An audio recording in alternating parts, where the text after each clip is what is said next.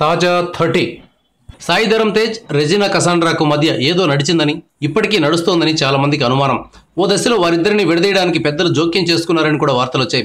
అయితే ఈ వార్తల్లో నిజం ఎంత అన్నది ఎవరికి వారు అంచనా వేసుకోవాల్సిందే. రూమర్లు గాసిపుల సంగతి ఎలా ఉన్నా సాయి ధరమ్ తేజ్ రెజినాతో ఉన్న బంధం గురించి ఇటీవల ఓ ఇంటర్వ్యూలో మాట్లాడారు.